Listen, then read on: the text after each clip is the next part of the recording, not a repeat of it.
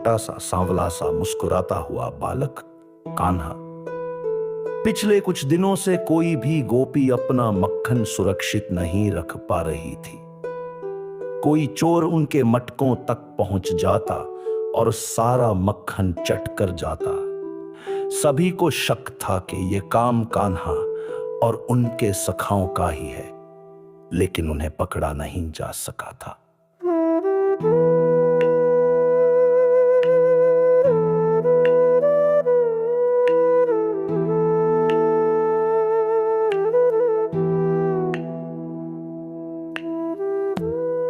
उधर नंद बाबा के आंगन में यशोदा मैया मटके में से मक्खन निकाल रही थी। कान्हा एक कोने में खड़े अपनी बंसी पर धुनें निकाल रहे थे, लेकिन उनकी नजरें बार बार मटके पर जा टिकती।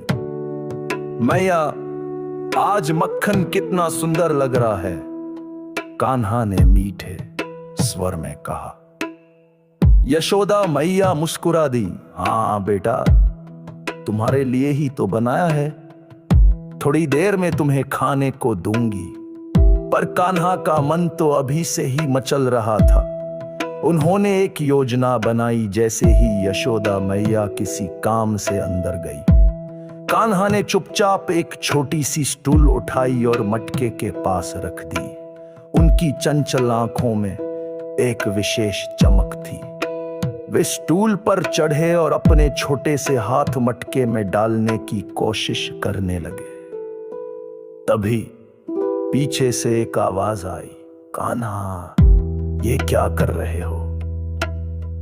कान्हा तुरंत पलटे। यशोदा मैया हाथों में हाथ डाले डांटते हुए चेहरे के साथ खड़ी थी। कान्हा तुरंत स्टूल से उतर गए और बिल्कुल मासूम बनकर खड़े हो गए, जैसे उन्होंने कुछ किया ही नहीं। मैया, मैं तो बस मटके का मुंह देख रहा था, कहीं से तोड़ा तो नहीं है ना? उन्होंने अपनी मासूमियत भरी आवाज में कहा। यशोदा का गुस्सा उनकी इस चालाकी पर और भी भड़क गया। झूठ मत बोलो कान्हा, सारे गांव की गोपियां तुम्हारे इन्हीं कारनामों से परेशान हैं। आज तुम्हें सजा मिलेगी। यशोदा मैया ने उनका हाथ पकड़ा और एक छोटी सी लकड़ी उठाई। अब बताओ, क्यों चुराया मक्खन? कान्हा ने अपनी बड़ी बड़ी आंखें यशोदा मैया की ओर भरी और बोले, मैया, मैंने चुराया नहीं। तो फिर मुंह पर मक्खन लगा है तुम्हारे। यशोदा गरजी। मैया, कान्हा बोले। उनकी आवाज में एक अलग ही मिठास घुल गई। मक्खन तो मैंने चुराया नहीं। मेरे सखाओं ने कहा कि तुम्हारे हाथों का मक्खन दुनिया में सबसे स्वादिष्ट होता है, पर तुम तो केवल मुझे ही देती हो, वो भी थोड़ा सा। उन्हें भी तो खाने दो। मैं उनके लिए ले जा रहा था। तुम्हारा मक्खन सबको बांटने से ही तो उसका असली स्वाद आता है। यशोदा मैया की डांट उनके इन मीठे शब्दों में खो गई। कान्हा की बात सुनकर उनका हृदय पिघल गया। उन्होंने लकड़ी फेंक दी और कान्हा को अपने आंचल से लिपटा लिया। मेरे नटखट कान्हा, वो बोली आंखों में आंसुओं के साथ, तू तो जानता है कि मैया को कैसे मनाना है। चल, आज सभी सखाओं को बुला लेते हैं, आंगन में ही सबको मक्खन खिलाएंगे। उस दिन के बाद से यशोदा मैया खुद ही रोजाना कान्हा और उनके सभी सखाओं के लिए भरपूर मक्खन बनाने लगी। और कान्हा, वे अब चोरी छिपे नहीं, बल्कि अपनी मैया के हाथों से बना मक्खन अपने सभी मित्रों के साथ खुलकर बांटने लगे। उनकी इस लीला ने सभी को सिखाया कि प्रेम और बांटने में ही सच्चा सुख निहित है। वृंदावन की हवा में आज भी उस दिन की मिठास घुली हुई है। जब माखन चोरने नहीं बल्कि एक दयालु बालक ने सभी को प्रेम से भोजन कराया था।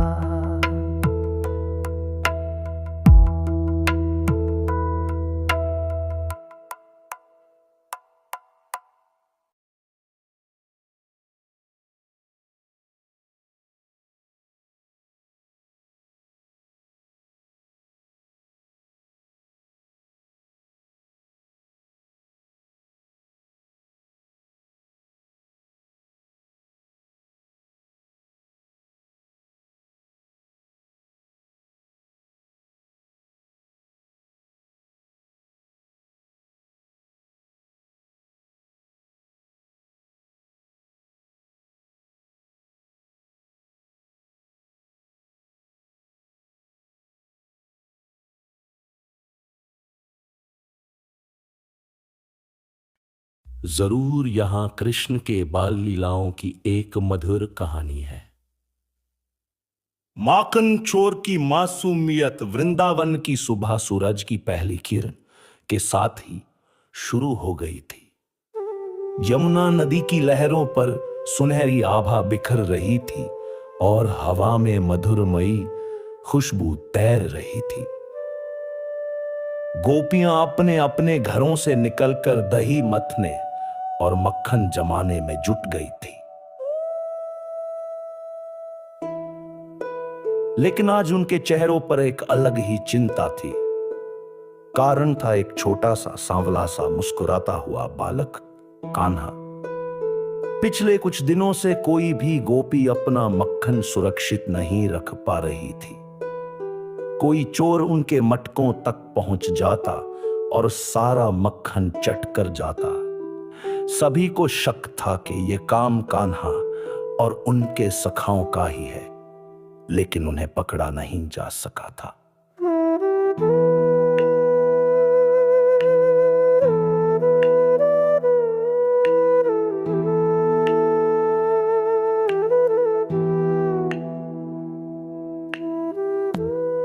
उधर नंद बाबा के आंगन में यशोदा मैया मटके में से मक्खन निकाल रही थी। कान्हा एक कोने में खड़े अपनी बंसी पर धुनें निकाल रहे थे, लेकिन उनकी नजरें बार बार मटके पर जा टिकती। मैया, आज मक्खन कितना सुंदर लग रहा है, कान्हा ने मीठे स्वर में कहा। यशोदा मैया मुस्कुरा दी। हाँ बेटा, तुम्हारे लिए ही तो बनाया है, थोड़ी देर में तुम्हें खाने को दूंगी। पर कान्हा का मन तो अभी से ही मचल रहा था। उन्होंने एक योजना बनाई। जैसे ही यशोदा मैया किसी काम से अंदर गई, कान्हा ने चुपचाप एक छोटी सी स्टूल उठाई और मटके के पास रख दी। उनकी चंचल आंखों में एक विशेष चमक थी। वे स्टूल पर चढ़े और अपने छोटे से हाथ मटके में डालने की कोशिश करने लगे। तभी पीछे से एक आवाज आई, कान्हा, ये क्या कर रहे हो? कान्हा तुरंत